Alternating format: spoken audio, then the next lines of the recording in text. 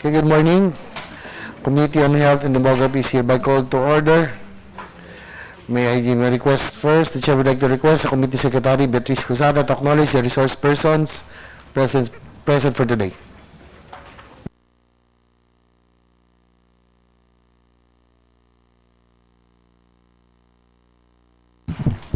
Good morning. We would like to acknowledge the resource persons for today's hearing from the Department of Health, Secretary of Health Pauline Jean B. Rosel Ubial, and Undersecretary of Health Dr. Lilibeth David.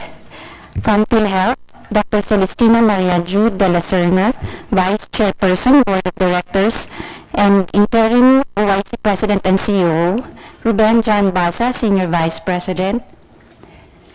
From PACCOR, Attorney Maria Concepcion Gloria Rubio, Senior Legal Counsel. Department of Budget and Management, Director Lorenzo Drapete. From DSWD, Anel Burgo. From GSIS, Jonicio Edani Jr., Senior Vice President Operations Group. Oliver Flores, Manager Actuarial and Risk Management Group. From the Government's Commission for Government-Owned or Controlled Corporations, Attorney Jean Carl Tupas, Attorney John Ganalon, Attorney William Royeras. From NEDA, Director Mary Ann Daruay and Tomasito Havate of Social Development Staff. From CHED, Dr. Maria Minerva Kalimag.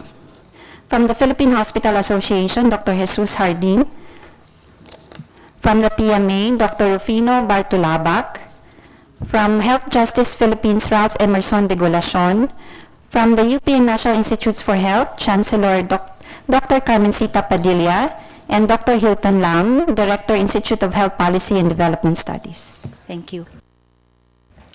Okay, thank you, our Committee Secretary. Again, good morning, everyone. The measure before us today is perhaps one of the most significant legislations that will ever be deliberated in the halls of the Senate. This measure, if passed in our time, will serve as the foundation of subsequent legislations which aim to institutionalize the provision of the government of the most basic social services to the people. Access to affordable and quality health services and facilities is one of the many challenges that we face as a nation. Aside from providing the people the access to decent shelter, quality education, and employment, among others, indeed, life and health are most precious gifts that we must safeguard through our laws and consistently nurtured by our healthcare system. The committee's functions rest on one of the basic needs of every Filipino, which is access to healthcare. It is accountable in ensuring that significant legislations are passed which will promote the government's trust in providing its people with affordable and efficient healthcare system. In this lifetime, we aim to achieve a universal healthcare for all.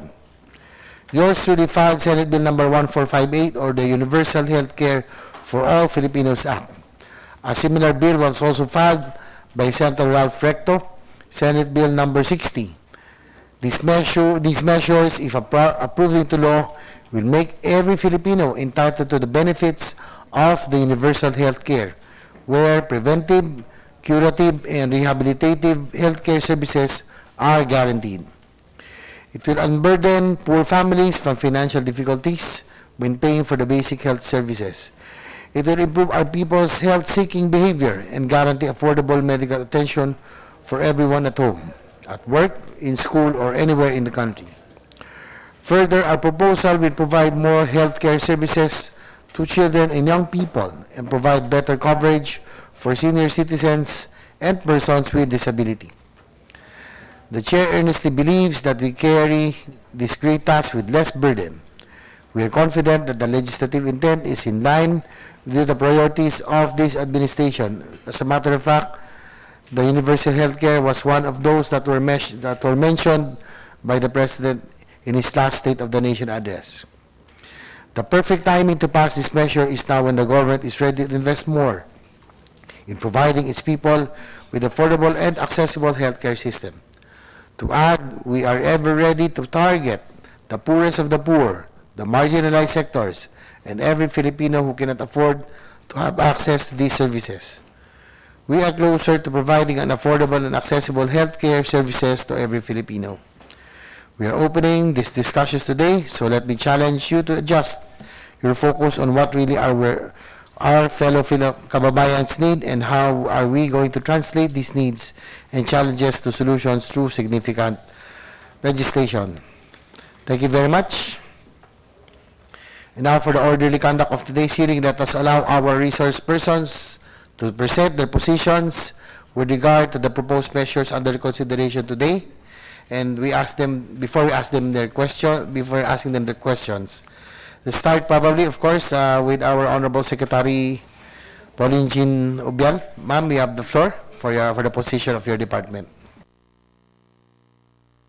Thank you, Mr. Chair, Your Honor, and to the other members of this panel and guests.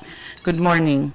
The Department of Health fully supports the enactment of a measure institutionalizing universal health care that can operationalize the constitutional provision that the state shall protect and promote the right of health of the people and instill health consciousness among them, and clarify the many seemingly conflict or overlapping provisions of various laws issuances such as the Local Government Code and the National Health Insurance Act and its amendments, as well as Executive Order 102, series of 2001, among others.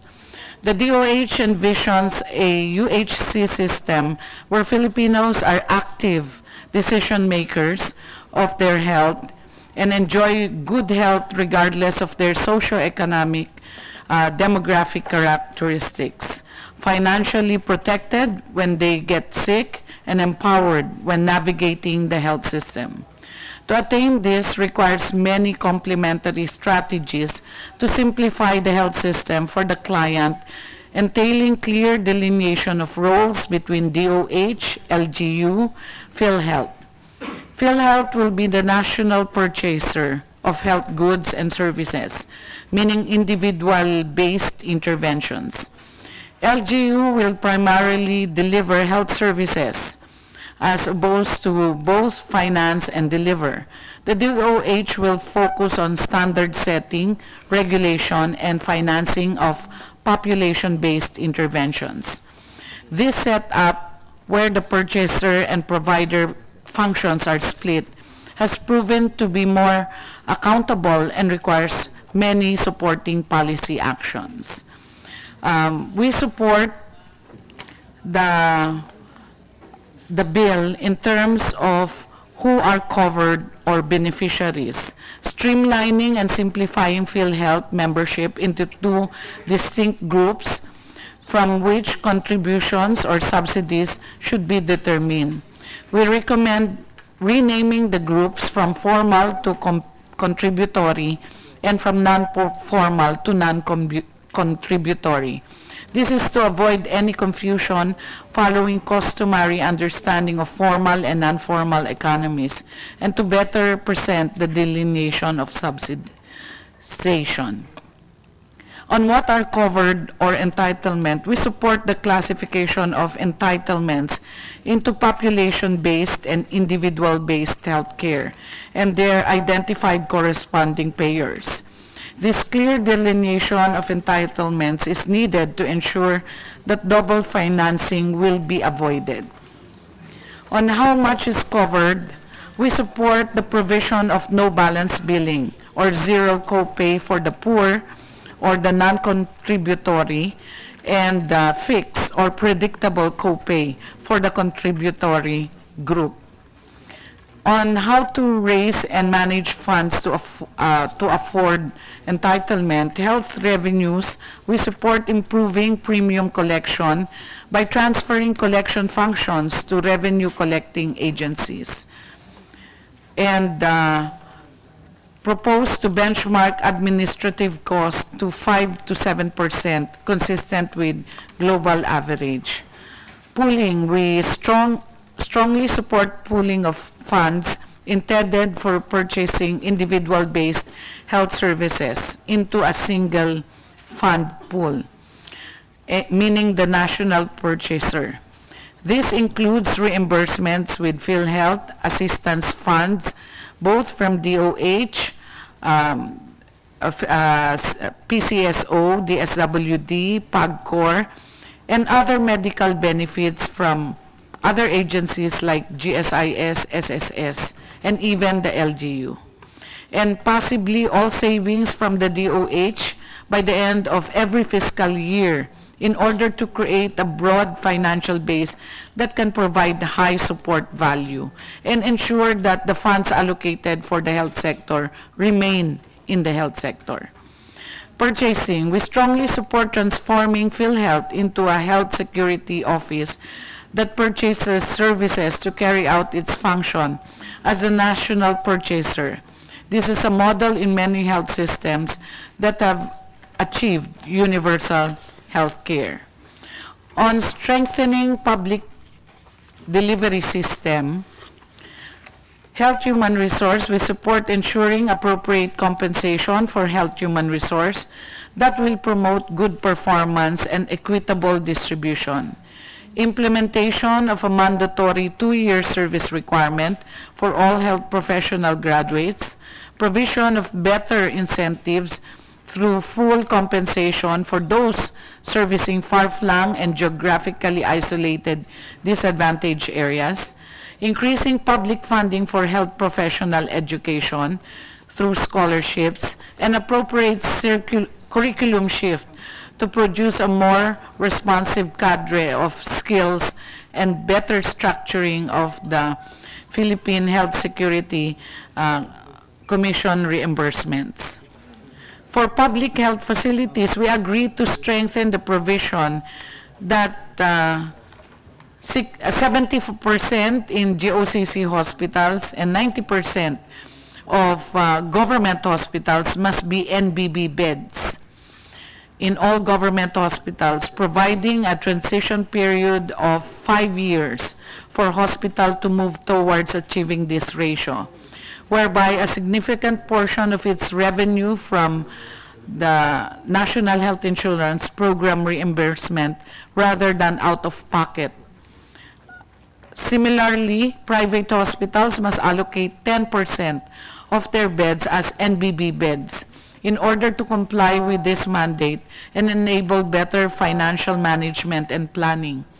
The DOH supports the provision of public health facilities to have the power to retain their income. Service delivery network.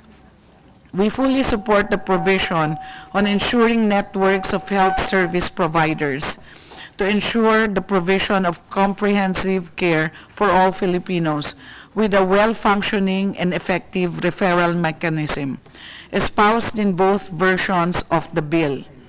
We specifically highlight the provision on contracting of health facilities professionals as reflected in the House bill, as this helps establish a more effective and quality-driven performance-based mechanism of engaging and paying facilities versus the prevailing accreditation scheme.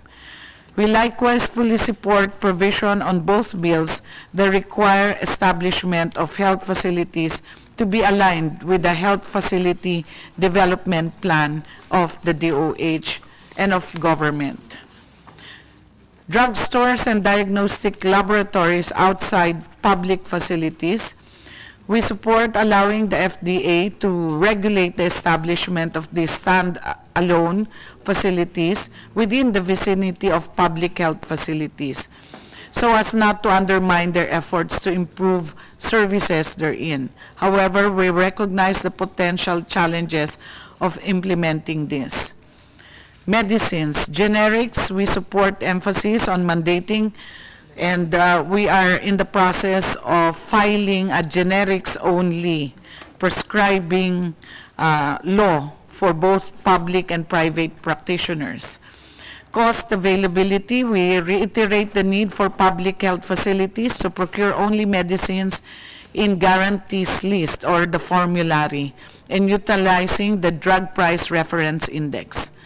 We suggest the creation of procurement service arm attached to the DOH or similar to PSDBM to respond to issues related to economies of scale, pooled procurement practices, and lack of good forecasting data, inventory, etc. The PSDOH should serve the needs of all government health facilities. Prices, we suggest to include the provision to regulate markup rates of drugs and diagnostics in all public health facilities and to monitor the private health facilities. To support the existing provisions of Cheaper Medicines Act of 2008 on maximum drug retail price, the DOH supports the creation of an independent price negotiation board that will negotiate the standard retail price for the industry and likewise monitor its accurate implementation. This should also be integrated in the health technology assessment process. And finally, we strongly recommend the reconstitution of the Philippine Health Security Commission Board of Directors. Compared to other government-owned and controlled corporations, PhilHealth currently has the most number of Board of Directors. However, we recognize greater gains in the proposed Board of Directors composition in the House Bill version, as it emphasizes important competencies and sectoral representation to ensure responsiveness of directions and policies of the PHSC. And finally, we recommend including a transitory provision that will ensure retention of assets and continuity in employment of current and existing staff of the Philippine Health Insurance Corporation, even after transition into the Philippine Health Security Corporation. Necessary retooling and recalibration of skills can be done following the new organization and functions of the corporation. This is our position, Your Honor. Thank you.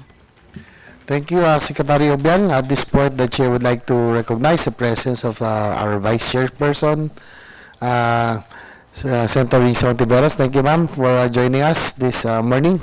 If you have any questions, just feel free to ask anytime while we are going. But now, the Chair would like to recognize, give the floor to Dr. Celestina De La Serna, our Vice Chairperson and currently the OIC of and CEO of PhilHealth. Ma'am, you have the floor. Good morning, everyone. I have the honor to read the position paper of PhilHealth. The corporation interposes no objection on the objectives of the two Senate bills. However, we would like to submit further the following inputs. Number one, the corporation is in favor of the proposal for an additional and consistent funding for the National Health Insurance Program that will be sourced out from the proceeds of the sin tax law, PAGCOR, and PCSO. However, these proposed funding sources shall be included under Section 24, Article 6 of Republic Act 7875 as amended.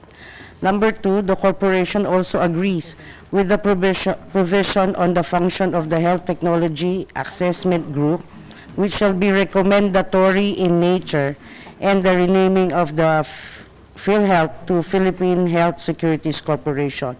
The Philippine Health Securities Corporation, as a separate legal entity, should be given the authority on the definition and establishment of additional health benefits that it should fund and support. This is to ensure the fund sustainability on the administration of the Philippine Health Security Program. Number three, relative to the creation of the PHSC, the inclusion of a transitory provision that would ensure the transfer of assets and absorption of employees from PhilHealth to the former.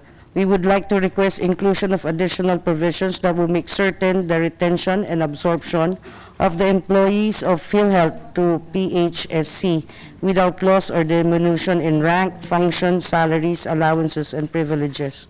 The right of the employees to security of tenure be strictly observed. Pending actual retention and absorption of all PHIC employees, they be compensated according to the salaries, allowances, and benefits that they are currently receiving or under prevailing salary standardization law, whichever is higher. Any employee who will be separated for any reason shall be duly compensated under prevailing laws and implementing rules and regulations of the Act. Also, the existing Board of Directors to serve as holdover capacity until a full and permanent Board of Directors is constituted and functioning. Number 4, clarification on the proposal of allowable administrative cost and retain the current provision under RA 10606 to 5% of the sum total of the premium, contributions, reimbursements, and investment earnings generated during the preceding year shall be allocated for administering the NHSP. It shall include all other income generated by the corporation in the preceding year shall be added to the administrative cost of the program. Number 5, the inclusion of an existing provision in the National Health Insurance Act of 1995, the guarantee of government of the Philippines on the financial viability of the National Health Security Program that will be administered by the Philippine Health Securities Corporation.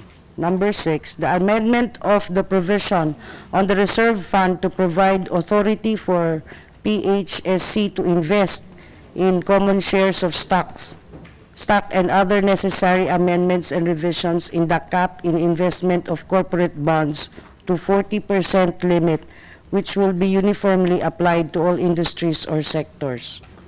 Number 7, the inclusion of complementary penal provision reviving the criminal liability on the violations of healthcare providers, members, and employers. This shall also include punitive measures and new definition of abuse of authority, fraudulent act, and unethical practice. Number 8, the lifetime member as provided by the NHIA, senior citizens, and all other sectors identified by special laws shall be included in the non-contributory member category.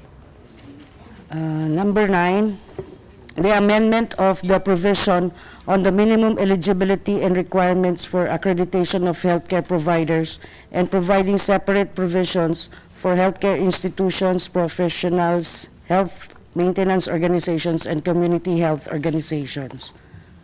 Number 10, the inclusion of an additional provision on the tenure of appointed board members to be on staggered basis. This is to provide continuity and rationale on the policies that are being proposed to the board.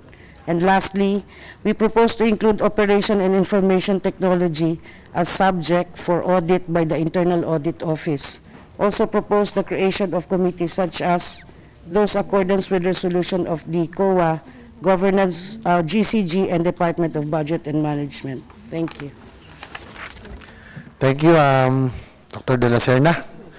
Next, the chair would like to ask any representative from NEDA.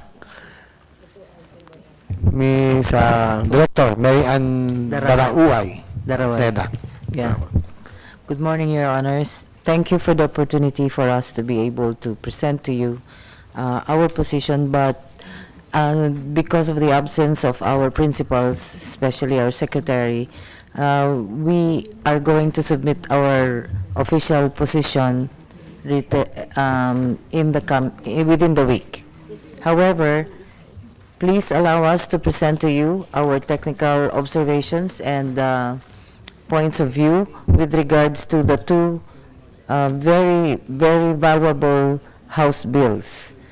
So the Senate bills are actually very supportive of the Philippine Development Plan for 2017 and 2022, specifically Chapter 10 on accelerating human capital development, which aims to improve human capabilities through better health and nutrition, and Chapter 11 on reducing vulnerability of individuals and families that aim to enable individuals and families to deal and cope with risks through a universal and transformative social protection program.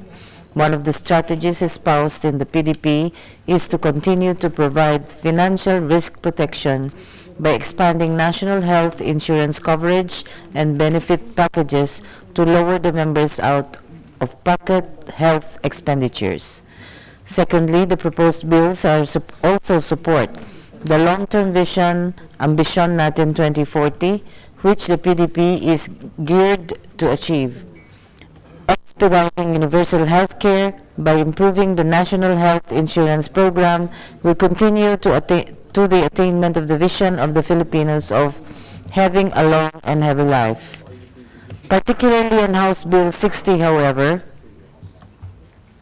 there are certain clarifications that need to be done in certain areas, such as Section 3, Section 4, and Section 5. This will be vacillated, of course, in the official paper that we will be submitting to your honors. On House Bill number 1458, there are also certain provisions that need further clarification and improvement, particularly on Chapters 1, Chapters 2, Chapters 3, and on Chapters 3 under Section 21, under Research and Development, we would like to re-emphasize on Section 31 of the Republic Act 10606, National Health Insurance Act of 2013, NEDA together with the PSA and University of the Philippines National Institutes of Health is mandated to undertake an independent validation study to assess the accomplishment of PhilHealth.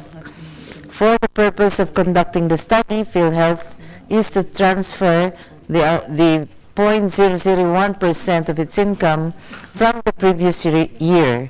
In this regard, we would like to seek clarification whether this provision will not be included in the proposed bill, and if it will be included in the bill, we suggest that the 0.001 be appropriately increased considering the scope of the validation studies to be undertaken. In Chapter 4 on government hospitals as no balance billing hospitals, it is specified in this provision that private hospitals should not have less than 10% of their capacity as NBB beds. In this regard, there is a need to ensure that the NBB policy will also be implemented in private health facilities. There are also observations on Chapter 5, Section 27, underserved areas, and Section 29, available plantilla terms, or rather items. And on Chapter 8, Section 43 on membership types. These are not as glaring as the ones we have mentioned, but sir, please allow us to give us our official position paper upon the signature of our secretary. Thank you, Your Honors. Okay, thank you, Director Daraway. Next, the chair would like to ask any representative from the DSWD. Ms. Adele Burgo. Okay. Good morning, Your Honors, and other members of the group. The Department of Social Welfare and Development, though we support the bills, we submit also our comment to Senate Bills number 60 and 1458, or the Universal Healthcare for All Filipinos Act. Universal healthcare is a basic right of people. Hence, healthcare services should not be privatized nor commercialized. The trend towards privatization of public hospitals should be arrested because this is contrary to health services for all. This should be included in these bills. In fact, subsidies for public health care services improvement and expansion should be one of the concerns of the bills. So to contribute to the bill's enhancement, may we recommend the following.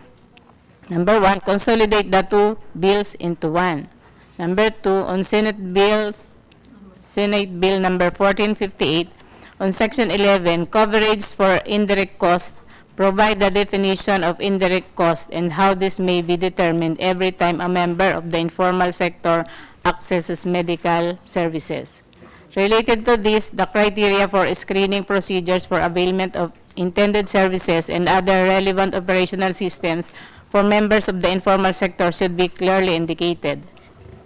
Letter B, there is a need to identify the specific roles and responsibilities of the agencies identified to support the informal sector under the section. Clarify if in general, Senate Bill number 1458 will amend Section 29-A or RA of RA 10606 or the National Health Insurance Act of 1995, considering that the said law already mandated the DSWD to provide funds for its clients, even those under the care of accredited non-government organizations and private organizations.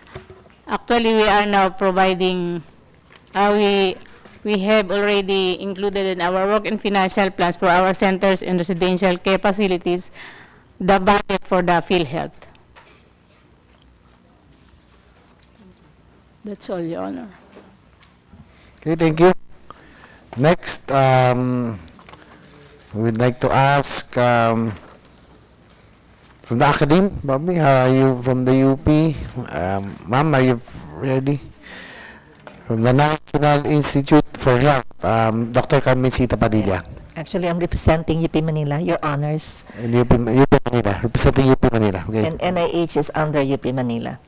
So as the Health Science and Center of the National Research University, University of the Philippines, we support the government in its endeavor to achieve universal health care, which consequently will provide the entire population with quality health care in terms of promotive, preventive, curative, and palliative care. As a unified body, we at the University of the Philippines, Manila, understands the need for laws reinforcing and supporting the activities of the government agencies, specifically that of the Department of Health and the Philippine Health Insurance Corporation.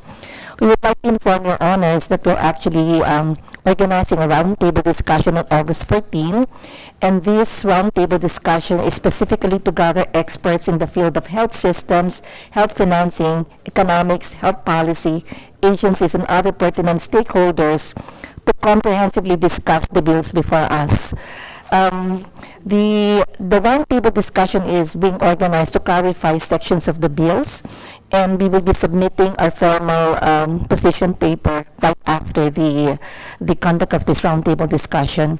We are going to invite members of your offices, and as well as PhilHealth and PhilHealth Summit and the Department of Health. We, as an initial comment, we find the bills too specific, and we feel that some of the statements might be prohibited for the implementing agencies. We have an initial statement. We'd like to reserve the submission of this paper until we have completed the process of our roundtable discussion. Thank you.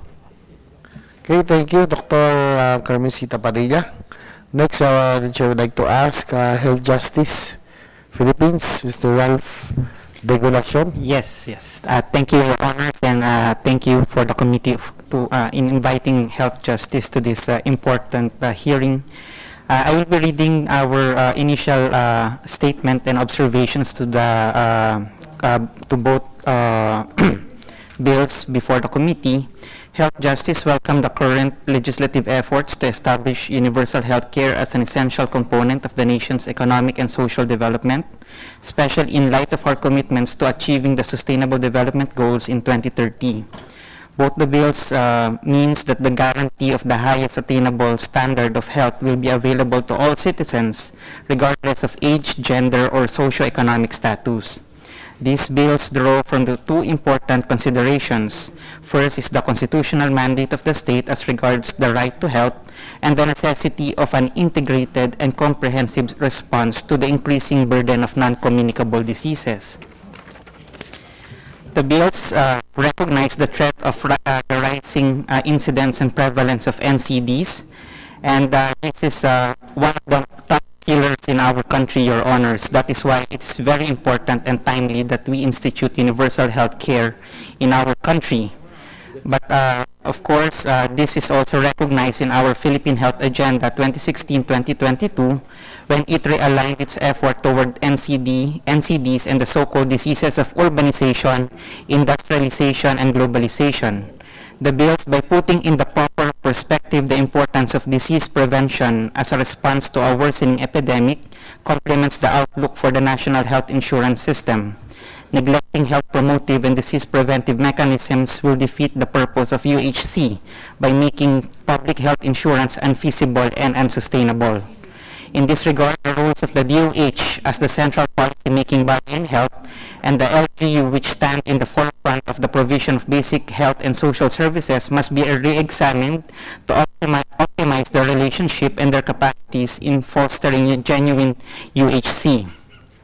While Senate Bill 1458's whole of government, whole of society, and whole of system approach correctly situates health as a complex interface of environmental, social, cultural, and economic factors, the primacy and centrality of these two actors need to be impressed upon. Section 7 of Senate Bill 1458 support primarily to finance finance capital investments and population-based interventions, and attempts to have a more equitable distribution of through fiscal devolution. It still cannot maintain the need of health promotion, nor could it achieve the health promotive and disease preventive goals so indispensable to UHC. This is because the operational mechanism it envisions does not fully